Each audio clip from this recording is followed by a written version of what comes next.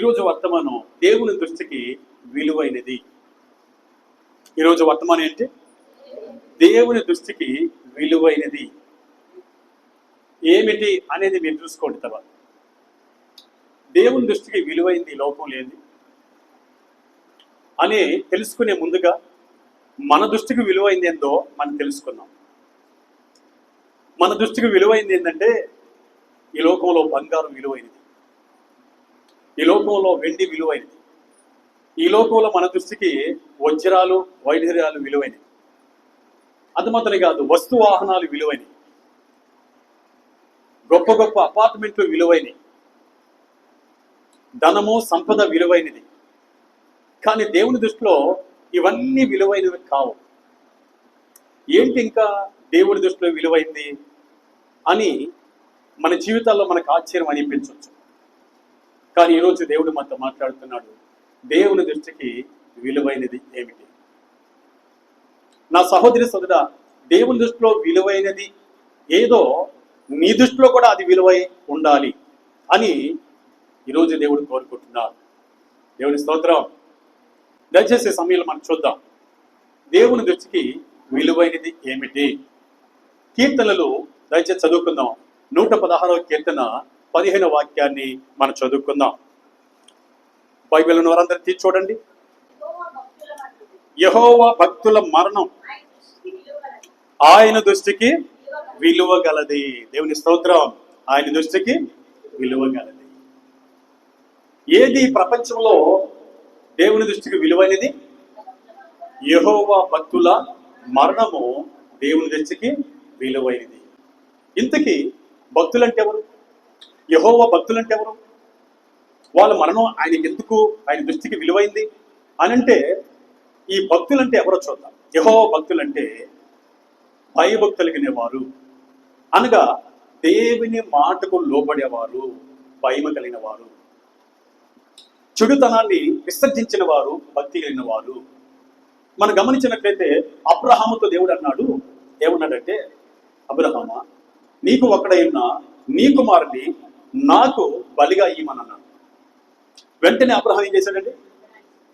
వెనకాడకుండా ఆ మాటకు లోబడి బలిగా ఇస్సాకును అప్పగించాడు. బలిగా ఇచ్చాడని వాక్యం రాయబడింది.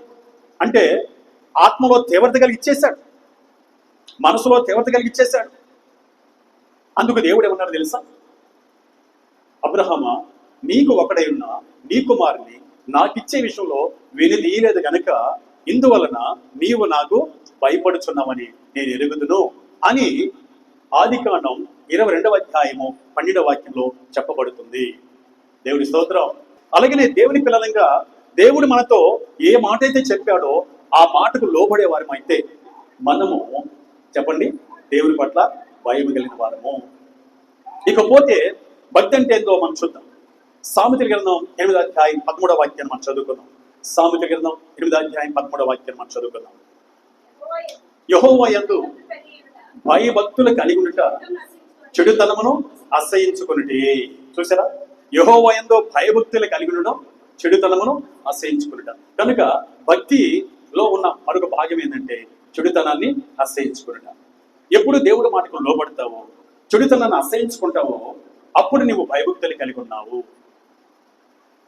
ఇలా దేవుడి మాటకు లోబడి చెడుతనాన్ని విసర్జించి భయభక్తులు కలిగి అట్టివారు మరణించినప్పుడు అట్టివారి మరణం దేవుని దృష్టికి విలువైనది. హల్లెలూయా.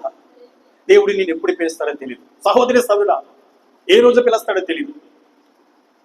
నీ మరణం దేవుని దృష్టికి ఎలా కనపడాలి? విలువగా కనపడాలి, విలువగా కనపడాలి. నువ్వు ఎప్పుడు చనిపోతావో తెలీదు. చాలా మంది అనుకుంటారు, నేను యవ్వనస్తుని, నాకు బలం ఉంది, నాకు జ్ఞానం ఉంది, నాకు మంచి ఆరోగ్యం ఉందని. కానీ దేవుడు చెప్తున్నాడు, నీకు తెలీదు, నీ మరణం నీకు తెలీదు, ఏ సమయం తెలీదు. కనుక నీవు మరణించక మునిపే నీ మరణం దేవుని దృష్టికి విలువగా మార్చుకో. అందుకేం చేయాలి మనం? 116వ కీర్తన 15వ వాక్యం ఏం చెప్తుంది?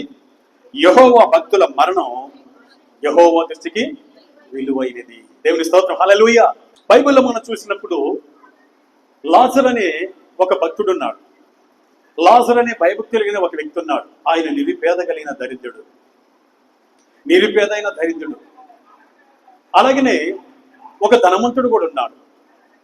ఆయన ప్రతిరోజు గోదారంగ వస్త్రాలు వేసుకొని సన్నపు నార బట్టలు ధరించుకొని ప్రతిరోజు సుఖపడుతూ ఉన్నాడు. అలాంటి ధనవంతుడు ఇంటి వాకిట ఒక పేదవాడు దరిద్రుడు ఉన్నాడు. ఆయన పేరే లాజరు. లాజరు కురుపులతో ఉన్నాడు, పుండ్లతో ఉన్నాడు శరీరం అంతా.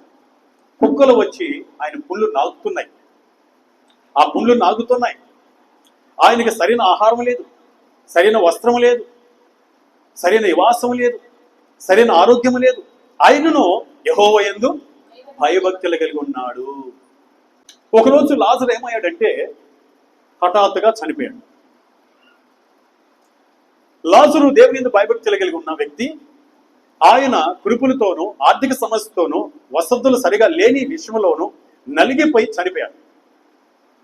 శ్రమలతో చనిపోయాడు, బాధతో చనిపోయాడు. అయితే భయభక్తులు కలిగి ఉన్నాడు. చనిపోయిన వెంటనే ఆయన మరణం దేవుని దృష్టికి చాలా విలువగా ఉంది కాబట్టి దేవుడు తన దూతలను పంపించి లాజరులో ఉన్న జీవాన్ని దేవదూతలు వచ్చి అలాగే తీసుకుని వెళ్ళాయి. దేవుని స్తోత్రం. ఎక్కడికి తీసుకెళ్ళాయి? పరదేశంలో అబ్రాహాము రొమ్మున ఆనుకోవడానికి తీసుకెళ్ళాయి. దేవుని స్తోత్రం. హల్లెలూయా. ఒకసారి మనం చదువుకుందాం. లూకా సువార్త 16వ అధ్యాయము 22వ వాక్యాన్ని మనం చదువుకుందాం. ఆ దరిద్రుడు చనిపోయి దేవదూతల చేత అబ్రహాము రొమ్మున ఆనుకొనుటకు కొనుపోబడిను. హల్లెలూయా. ఎక్కడ పోయాడండి?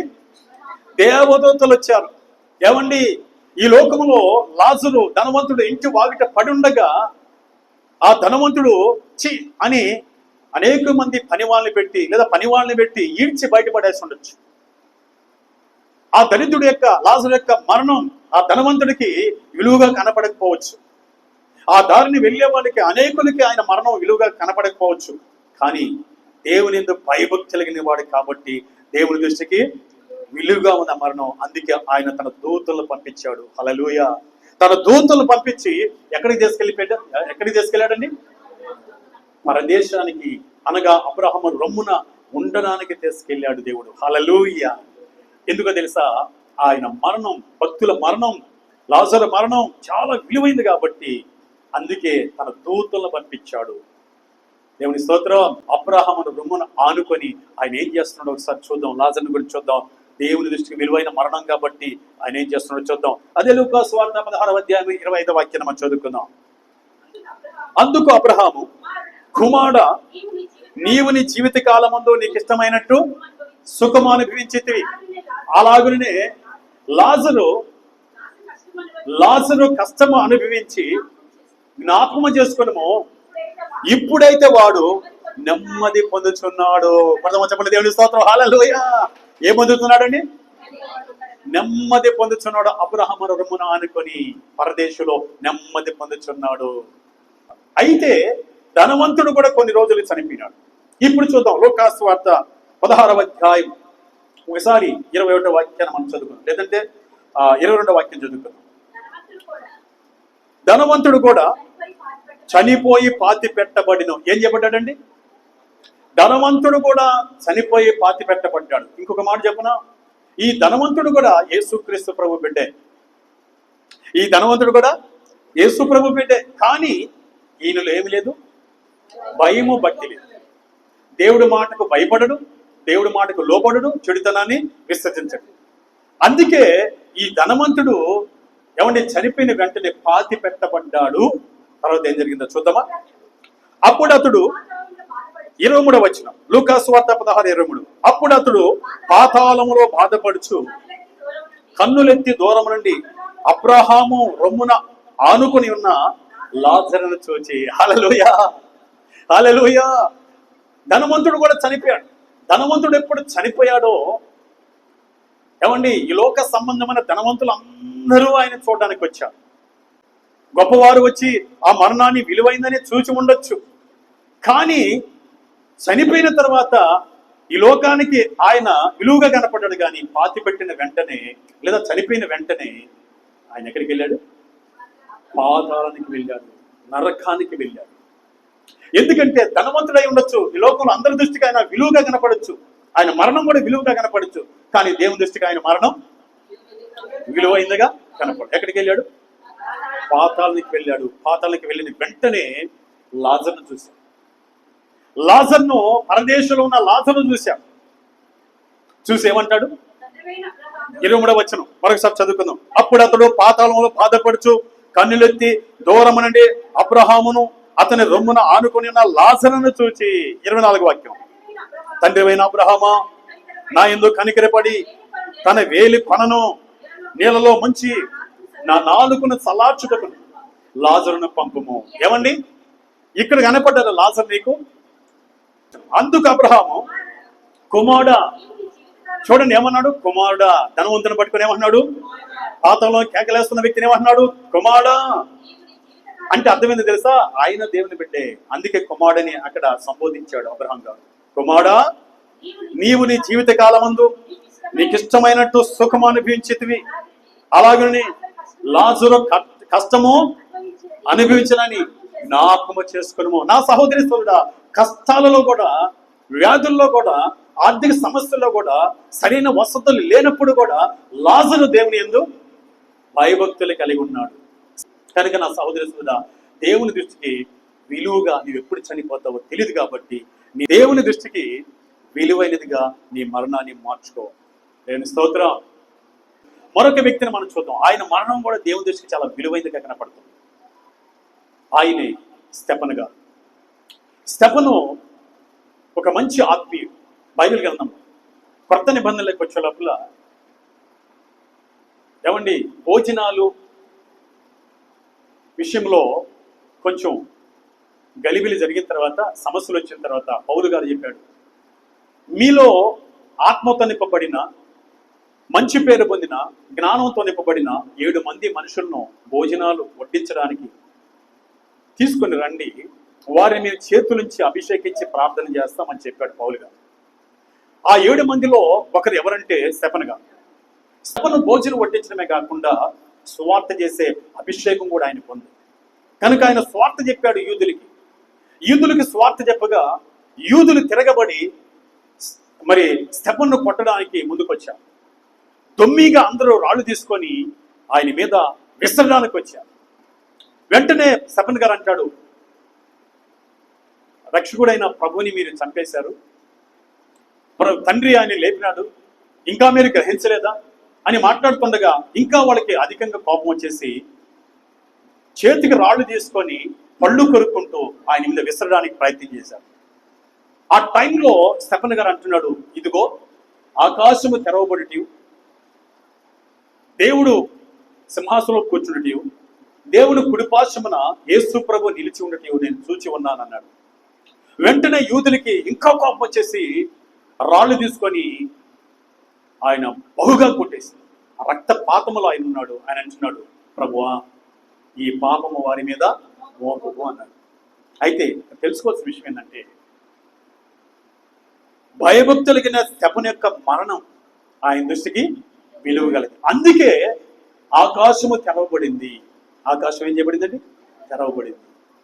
ఆయన మరణించే టయానికి ఆకాశం తెరవబడింది. దేవుణ్ణి చూస్తున్నాడు. దేవుడు కుడిపార్శ్వమున యేసు ప్రభు నిలబడుకొని ఉన్నట్టు చూస్తున్నాడు. చూద్దాం మాటలు. దయచేసి అపోస్తుల కార్య గ్రంథం 7వ అధ్యాయం చూడండి. ఆ మాటలు సహోదరి సోదరా, అపోస్తుల కార్య గ్రంథం 7వ అధ్యాయం 54వ వాక్యం చదువుకున్నాం. అయితే అతడు ఆకాశం వైపు తేరచూచి దేవుని మహిమ, చూడండి, దేవుని మహిమను, యేసు దేవుని కుడిపార్శ్వమందు నిలిచి ఉండటను చూచి, దేవుని స్తోత్రం, హల్లెలూయా. ఆయన ఇక చనిపోబోతున్నాడు. ఆయన మరణం దేవుని దృష్టికి విలువగా కనపడుతుంది కాబట్టి దేవుని మహిమ అనగా దేవుని చూశాడు. ఆ దేవుడి కుడిపార్శ్వమున యేసు ప్రభు నిలబడి నిలుచుండట చూశాడు. ఇదే విషయం వాళ్ళతో చెప్తున్నాడు, అయ్యా నేను సువార్త చెప్పాను, రక్షకుడి గురించి చెప్పాను, మోక్షం గురించి చెప్పాను, పరలోకం గురించి చెప్పాను, స్వర్గలోకం గురించి చెప్పాను, మీరు ఎందుకు నా మీదకు వస్తున్నారు అని అంటూ ఇలా చూడగా 56వ వచనం, ఆకాశము తెరవబడుటయు మనిషి కుమారుడు దేవుని కుడిపార్శ్వమందు నిలిచి ఉండటం చూచుతున్నానని చెప్పెను. అప్పుడు వారు పెద్ద కేకలు వేసి చెవులు మోసుకొని వేగముగా అతని మీద పడి ఏకముగా అతని మీద పడి పట్టణపు వెలుపలికి అతన్ని వెళ్ళగొట్టి రాళ్ళు రువ్వి చంపిరి. ఏం చేశారండి? రాళ్ళు రువ్వి చంపేసి. ఇంతకీ ఆయన మరణం దేవుని దృష్టికి ఎంత కనపడింది? విలువైందిగా కనపడింది. కాబట్టి ఎవరిని చూశాడు ఆయన? ఆకాశం తెరవబడటం చూశాడు. చెప్పాలి, తండ్రిని చూశాడు. తండ్రి కుడిపార్శ్వమందు యేసు ప్రభు నిలవబడి ఉండట చూశాడు. కూర్చోలా, నిలవబడి ఉండట చూశాడు. దేవుని స్తోత్రం, హల్లెలూయా. నిలిచి ఉండట చూశాడు, హల్లెలూయా. ఎందుకు నిలుచున్నాడు తెలుసా? స్టెఫను యొక్క మరణం దేవుని దృష్టికి విలువ కలిగింది. కాబట్టి యేసుక్రీస్తు ప్రభు ఆయన మరణాన్ని స్వీకరించడానికి, ఆయన తన రాజ్యంలో చేర్చుకోవడానికి ఆయన నిలుచుకొని ఆహ్వానించాడు. హల్లెలూయా, హల్లెలూయా. అంటే ఆయన మరణం అంత విలువైంది. ఆయన కొరకు భయభక్తులు కలిగి, ఆత్మతో నింపబడి, జ్ఞానంతో నింపబడి, మంచి పేరు కలిగి హతసాక్షిగా చేయబడిన ఆయన మరణం దేవుని దృష్టికి విలువ గలదు. కాబట్టి ఆకాశము తెరవబడి చూశాడు. హల్లెలూయా. తండ్రిని చూశాడు. తండ్రి పక్కనే కుడిపార్శ్వం ముందు యేసు నిలబడటం చూశాడు. ఎందుకు నిలబడ్డాడంటే స్టెఫను యొక్క మరణం ఆయన దృష్టికి విలువైంది కాబట్టి ఆహ్వానించడానికి నిలబడ్డాడు. హల్లెలూయా. ఎవరైనా చూడండి, నా సహోదరి సోదరులారా, ఎవరైనా మనకు విలువైన వారైతే మనం ఏం చేస్తాం? లేచి నిలబడుకొని ఆహ్వానిస్తాం. విలువ కాని వారైతే, మన దృష్టికి విలువ కాని వారైతే మనం లేమో, మనం కూర్చొని ఉంటాం. నా సహోదరి సోదరా, నీవు చనిపోయటానికి దేవుడికి ఎందు భయభక్తులు కలిగి ఉంటే నీ మరణం కూడా ఆయన దృష్టికి విలువగా ఉంటది. లాజరు వలె దేవదూతల చేత కొనిపోబడతావు, అబ్రహాము రొమ్మున అనుకుంటావు.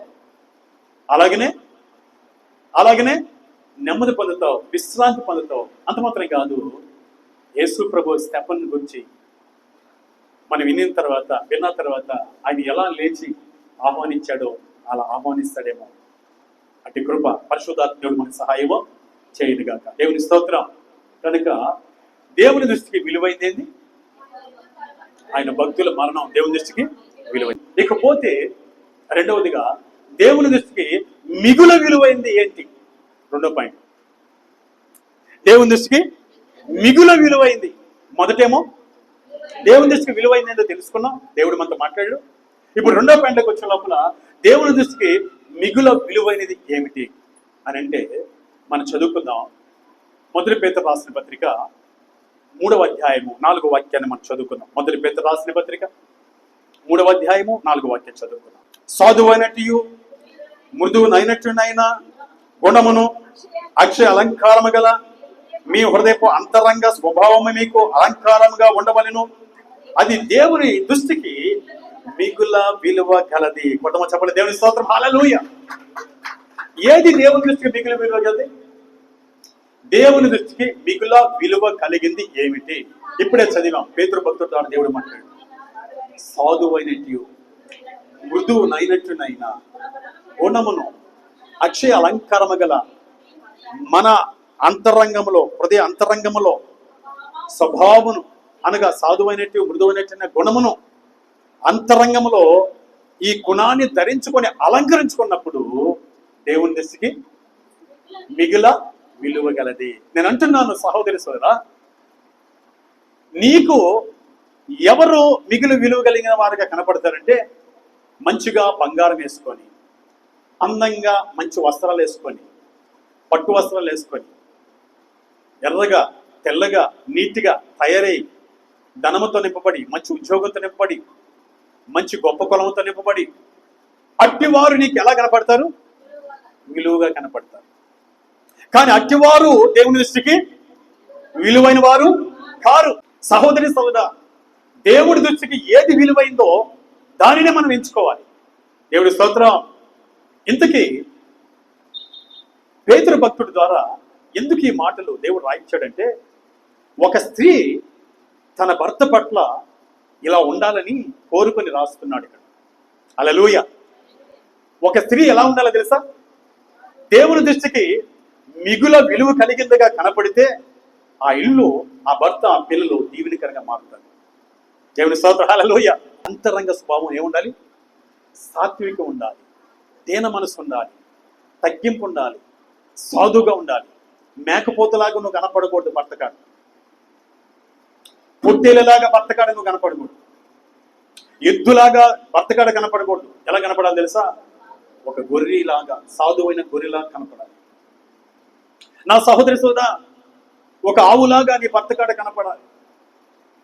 దీనిని ఆత్మీయంగా చూసినప్పుడు మన ప్రభు పెళ్లి కుమారుడు, సంఘమనే మనందరం కూడా ఒక స్త్రీ, వధువ స్త్రీ, నీవు నేను మనం సాధువైనట్టు మృదువునైనట్టునైనా గుణమును ఏం చేయాలంటే మనం గుణమును అక్షయ అలంకారము గల మీ హృదయపు అంతరంగ స్వభావం మీకు అలంకారముగా ఉండవాలి. సంగమా, ఈ గుణగణాలు ధరించుకొని ఏం చేయాలి? మనం అలంకరించుకోవాలి. అప్పుడు సంగమనే నీవు నేను మనం మన రాబోయే పెళ్లి కుమారుడికి చాలా మిగుల విలువ కలిగే వారుగా మనము ఆయన దృష్టికి కనపడతాం. హల్లెలూయా.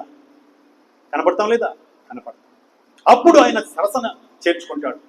అప్పుడు ఆయనతో యుగయుగములు ఆయనతో కలిసి జీవించే మహాభాగ్యం మనకు కలుగుతుంది. కనుక ఈ సమయంలో పేతురు గారు శారీరకంగా భార్యాభర్త గురించి ఇక్కడ చెప్తున్నాడు. తిరిగి ఆత్మీయ అర్థంలో మనం వింటున్నాం.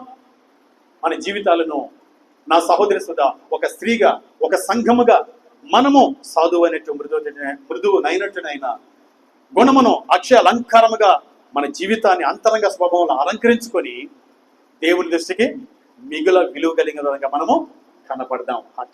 అట్టి కృప దేవుడు మనకు దయచేయను గాక. హల్లెలూయా.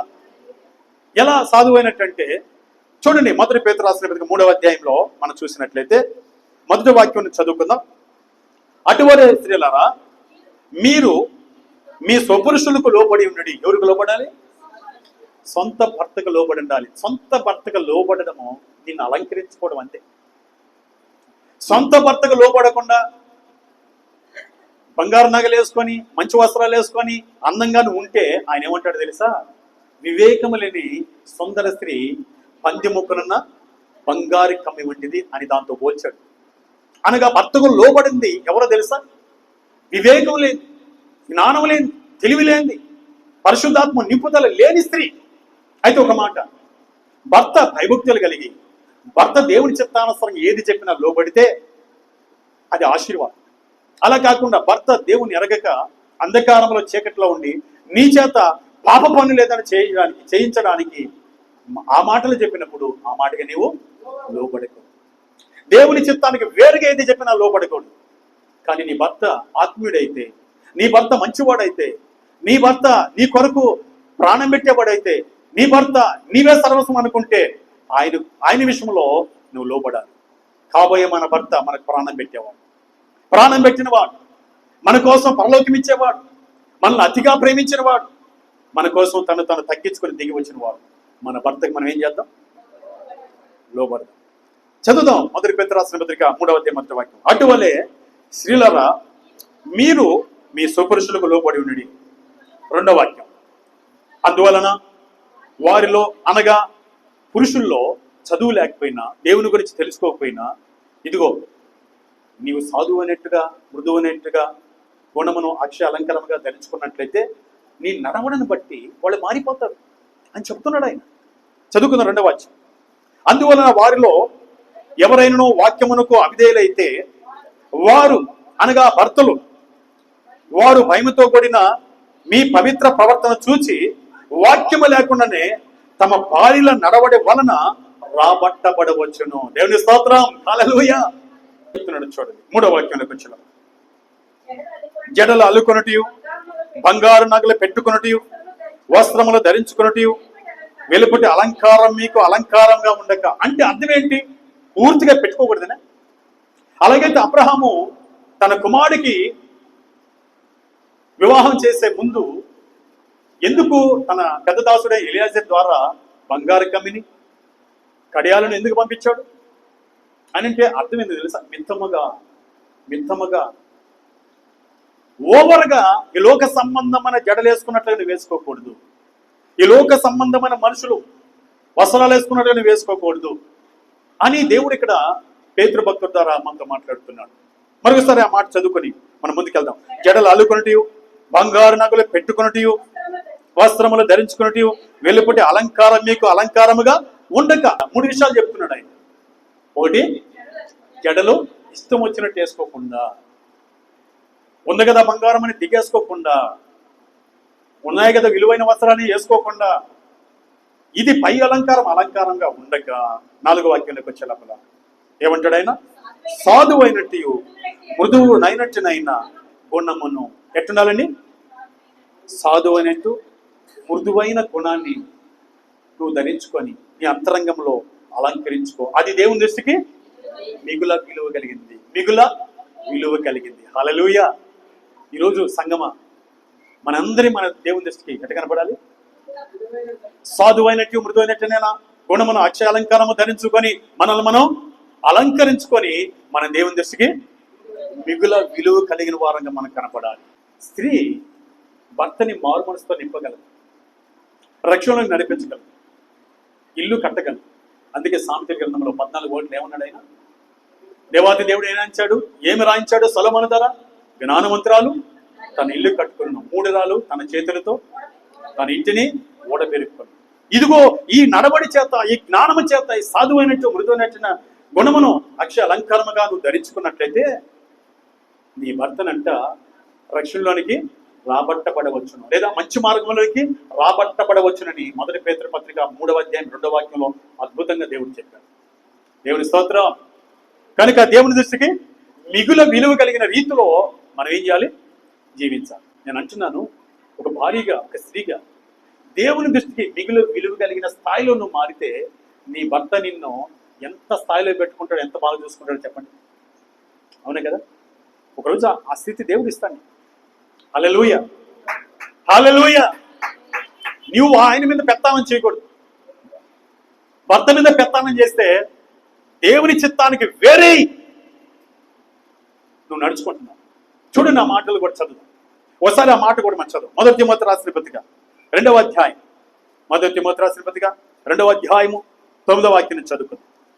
మరియు స్త్రీలను అనుకోయు, ఎట్లుండాలంటే స్త్రీలు అనుకోయు స్వస్థబుద్ధి గలవారినై ఉండి తగు మాత్రపు వస్త్రములో చేతనే గాని. అంటే ఇందాక పేతురు గారు ఏమన్నాడు? పేతురు భక్తుడు వస్త్రముల చేతనని అంటే క్లియర్గా భక్తుడైన పౌలు గారు ఏం మాట్లాడుతున్నాడు? ఆయన తగు మాత్రపు వస్త్రముల చేతనం. హల్లెలూయా. జడలతోనైనను, బంగారముతోనైనను, ముత్యములతోనైనను, మిగుల వెలగల వస్త్రములతోనైనను అలంకరించుకొనక, మిగుల విలువైన వస్త్రములతో అలంకరించుకొనక. హల్లెలూయా. చూడండి, లోకంలో మనం చూస్తున్నాం, దేవుని బిడ్డలుగా సేవకులుగా ఉన్న వాళ్ళు కూడా ఎలాంటి వస్త్రాలండి? మిగుల విలువైన వస్త్రాలు. అది దేవుని దృష్టికి విలువ.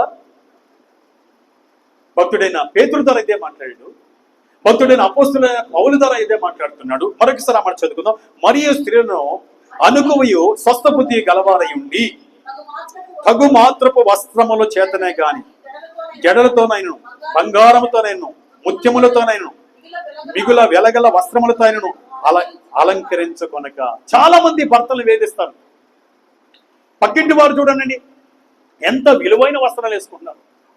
పక్కింటి వారు చూడండి ఎంత మంచి నెక్లెస్ వేసుకున్నారు. నో, వాళ్ళని పోలి నువ్వు నడవద్దు. అది దేవుని దృష్టికి విలువైంది కాదు. దాని ఎందుకు నువ్వు పోలి నడవాలని ప్రయత్నం చేస్తావు? దేవుని దృష్టికి విలువైంది ఏంటో తెలుసా? మిగులు విలువ కలిగింది బంగారం కాదు, నీ జడ కాదు, నీ వస్త్రాలు కాదు, సాధువుగా ఉండడం, మృదువుగా ఉండడం, అక్షయ అలంకరము ధరించుకో ఉండడం. హల్లెలూయా. అన్ని ఇక్కడ పోతే 10వ వచనంలో ఏం చెప్తాడు చూద్దాం. దైవ భక్తి గలవారమని చెప్పుకొని స్త్రీలకు తగినట్టుగా ఎట్లుండాలంట? మనం ఎట్లుండాలంట? భక్తి చూడు. దైవ భక్తి గలవారమని చెప్పుకొను స్త్రీలకు తగినట్టుగా సత్క్రియల చేత తమను తామును అలంకరించుకొనవలెను. హల్లెలూయా. ఈరోజు ఈ క్రియల చేత సహోదరి సంగమా మనందరం అలంకరించుకోవాలి. అలాగే ఒక భారీగా నువ్వు అలంకరించుకోవాలి. హల్లెలూయా.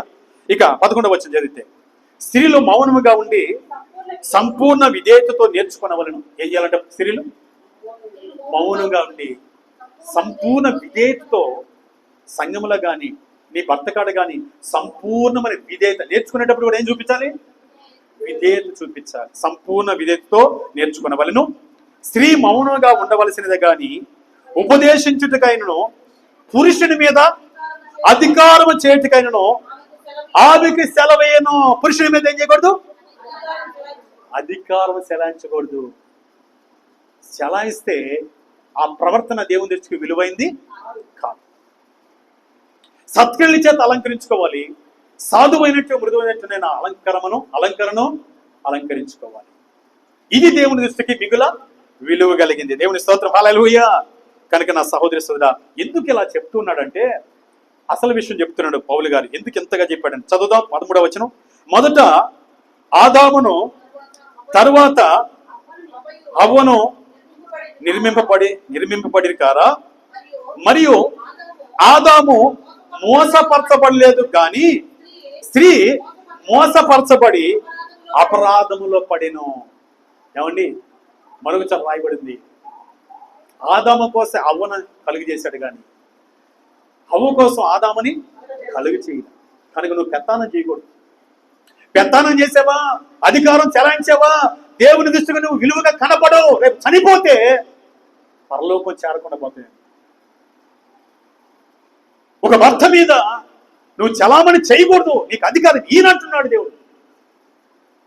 నేర్చుకో, విధేయతతో సత్క్రియలతో అలంకరించుకో. సాధువుగా మృదుగా ఉండు ఆయన ముందు. అది దేవుని దృష్టికి మిగులు విలువ కలిగింది కాబట్టి ఒకరోజు నిన్ను విలువగా కనపడ్డావు కాబట్టి నువ్వు ఆయన దృష్టికి నిన్నేం చేస్తాడు? ఒక పొజిషన్లో పెడతాడు. హల్లెలూయా. నేను మొదట చెప్పాను, విలువగా మన దృష్టికి ఏదైనా కనపడితే దాన్ని కింద పెట్టాం. ఎక్కడ పెడతాం? పైన పెడతాం.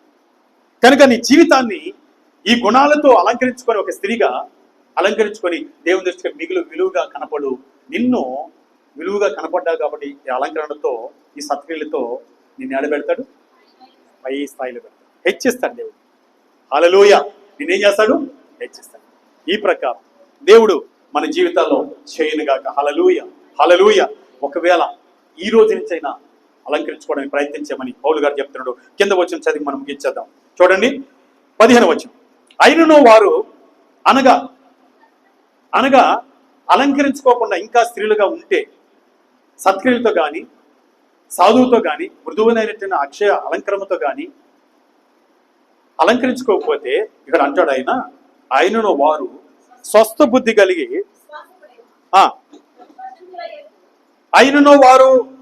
బుద్ధి కలిగి విశ్వాస ప్రేమ పరిశుద్ధతల యందు నిలకడగా ఉండి నెడల శిశు ప్రసూతి ద్వారా ఆమె రక్షించబడును. దేవుని స్తోత్రం, హల్లెలూయా. ఇకనైనా నేర్చుకొని జీవిస్తే, శిశు ప్రసూతి ద్వారా అనగా యేసుక్రీస్తు ప్రభు శిష్యుడిగా నీ కొరకు పుట్టాడే ఆ రక్షకుడు ద్వారా నీవేం చేయబడతావు? రక్షించబడతావు అని తేట తెల్లంగా పౌలు గారు చక్కగా వివరించి తెలియపరిచాడు. దేవుని స్తోత్రం, హల్లెలూయా.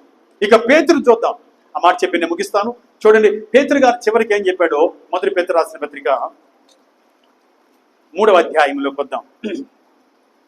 ఇప్పుడు చూడండి, దేవుని దృష్టికి మిగులు విలువ కలిగింది ఎంతో చెప్పాడు. తర్వాత మొదటి పేతురు పత్రిక 3వ అధ్యాయం 5వ వాక్యంలోకి వచ్చే లోపల ఏమంటాడు? అటువలే పూర్వము దేవుని ఆశ్రయించిన పరిశుద్ధ స్త్రీలను తమ స్వపురుషులకు లోబడి ఉండటి చేత తమ్మును తామును అలంకరించుకొనిరి. హల్లెలూయా. ఇది 3వ అలంకరణ. ఎన్నో అలంకరణ ఇది? 3వ అలంకరణ. మొదటి అలంకరణ చెప్పాలి, సాధువు అయినట్టు మృదువునైనట్టునైనా గుణమును అక్షయ అలంకరణ గల అంతరంగ స్వభావములు ధరించుకొని అలంకరించుకోమన్నాడు. రెండవదిగా సత్క్రియల చేత భర్త ఎదుట సత్క్రియల చేత అలంకరించుకోమన్నాడు. మూడవదిగా చదవండి అన్నమాట. అటువలే ఆశ్రయించిన పరిశుద్ధ స్త్రీను తమ స్వపురుషులకు లోబడి చేత తమ్మును తామును అలంకరించుకొని. మూడవదిగా ఎలా అలంకరించుకోవాలి? ఆనాడు పూర్వమున్న పరిశుద్ధ స్త్రీలు అనగా శారమ్మ, అలాగే రిబ్కా, అలాగే రాహేలు, వీళ్ళందరూ కూడా భర్తలకు లోబడి వాళ్ళు అలంకరించుకున్నారు. భర్తకు లోబడకుండా ఈ లోక సంబంధమైన అలంకరణ ఎంత అలంకరించుకున్నా అది దేవుని దృష్టికి విలువైనది, మిగులు విలువైంది కానే కాదు. అందుకే అని అంటున్నాడు ఆయన పేతురు భక్తుడు చివరిగా తేల్చేస్తున్నాడు మన జీవితంలో. ఏం చెప్తున్నాడంటే మరొకసారి, అటువలే పూర్వము దేవుని ఆశ్రయించిన పరిశుద్ధ స్త్రీలను తమ స్వపురుషులకు లోబడి ఉండుట చేత తమ్మును తామును అలంకరించుకొనిరి. లోబడండి, భర్త మాట వినండి. భర్త మాట వింటే నువ్వు అలంకరించుకుంటున్నావు, అలంకరణతో నింపబడుతున్నావు. అది దేవుడు నేను చూస్తున్నాడు, అది దేవుని దృష్టికి మిగుల విలువ కలిగింది అంటూ ఇప్పుడు శారమ్మను గుర్తు చేస్తున్నాడు. చూడండి, ఆ ప్రకారం శారా అబ్రహాము యజమానుని పిలుచుచు అతనికి లోబడి ఉండెను. మీరును యోగ్యముగా నడుచుకొనుచు ఏ భయమునకు బెదరికి ఎడల ఆమెకు పిల్లలగుదురు. కొంతమంది చెప్పాలి దేవుని స్తోత్రం, హల్లెలూయా. ఎవరికి పిల్లలు అవుతాం? శారమ్మ గారికి పిల్లలు అవుతాం. శారమ్మ భర్త గారిని ఏమని పిలుస్తుంది? యజమానుని లోబడి అలంకరించుకుంది. అందుకే దేవుడి దృష్టిలో శారమ్మ చాలా మిగులు విలువ కలిగింది. కాబట్టి ఆమెను మనకు మాదిరికరంగా పెట్టి ఆమెలాగా మీరు నడుచుకోండి, ఆమె పిల్లలు అవుతారని నేను చెప్తున్నాను. దేవుని స్తోత్రం, హల్లెలూయా. ఈ ప్రకారం దేవుని దృష్టికి మిగుల విలువ కలిగిన జీవితాన్ని మనం జీవితాం. ఒక భర్తకి ఒక స్త్రీ లోబడినప్పుడు అలంకరించుకుంటుంది. భర్త ఎదుట మంచి సత్క్రియలు కలిగి ఉంటే అలంకరించుకుంటుంది. అలాగే భర్త ఎదుట సాధువైనట్టు మృదువైన గుణమును అక్షయ అలంకరంగా ధరించుకొని అలంకరించుకున్నప్పుడు అలంకరించుకుంటుంది. అదేవిధంగా మన పెళ్లి కుమారుడు ప్రభువైన యేసుక్రీస్తు రాబోయే వరుడు ఎదుట ఇలాంటి అలంకరణ ధరించుకుందాం. ఆయన దృష్టికి మిగులు విలువగా మనం కనబడతాం. తద్వారా మనల్ని ఒక ప్రత్యేకమైన స్థానంలో పెడతాడు. మనం ఎవరికైనా విలువగా కనపడితే మన స్థాయి మారుతుంది. దేవుడి దృష్టికి ఇంకా మనం విలువగా కనపడితే మన స్థితిని ఉన్నతంగా మారుస్తాడు. ఈ ప్రకారం దేవుడు మన జీవితాల్లో ఈ లోకమందు ఉన్నతమైన స్థితి, ఆ పరలోకంలో ఉన్నతమైన స్థితి ఆయనే దయచేసి దీవించును గాక. ఆమేన్. కళ్ళు ఉంచుదాం, కళ్ళు మూద్దాం, ప్రార్థన చేస్తాం. కృపగల మా తండ్రి, నీకు వందనాలు. నీ మహాప్రేమను బట్టి మా జీవిత కాలంలో మరొక దినాన్ని మాకు ఇచ్చి తండ్రి, నీ దృష్టికి ఏది విలువైంది, నీ దృష్టికి మిగుల విలువైంది ఏమిటని మాకు తెలియపరచు. ఈ దినమనిచ్చిన ఆయన మేమందరమే కూడా తండ్రి నీ దృష్టికి విలువైన భయభక్తులు కలిగిన జీవితం జీవించి మా మరణం నీ దృష్టికి విలువగా ఉండాలని కోరుకుంటున్నాం. అలాగే నైనా మమ్మల్ని మేము సాధువైనట్టు మృదువునైనట్టునైనా గుణమును అక్షయ అలంకారముగా అంతరంగ స్వభావంలో ధరించుకొని అలంకరించుకోమన్నాం. సత్క్రియల చేత అలంకరించుకోమన్నాం. స్వపురుషుడు లోబడి అలంకరించుకోమన్నాం. అలా అలంకరించుకొని మేము నీ దృష్టిలో మిగుల విలువ కలిగిన వారుగా ఉంటూ తద్వారా విలువ కలిగిన మేము ఒక ఉన్నతమైన పొజిషన్ ఈ లోకంలో పొందుకోవాలని, పరలోకంలో పొందుకోవాలని మా మేలు కోరి మా అందరితో మాట్లాడి మమ్మల్ని బలపరిచినందుకు నాయన స్తుతి మహిమ ఘనతనికి చెల్లించుకుంటున్నాం. ఎవరైతే వాక్యం వింటున్నారో వారందరి జీవితాల్లో కూడా నీ దృష్టికి నాయన తండ్రి విలువైన వారుగా, మిగులు విలువైన వారుగా మారి ఫలించుటకు దయచూపి దీవించుటకు దయచూపమని యేసునాథుని పేట స్తుతించి ప్రార్థన చేసి వేడుకొని పొందుకుంటాము తండ్రి. ఆమేన్.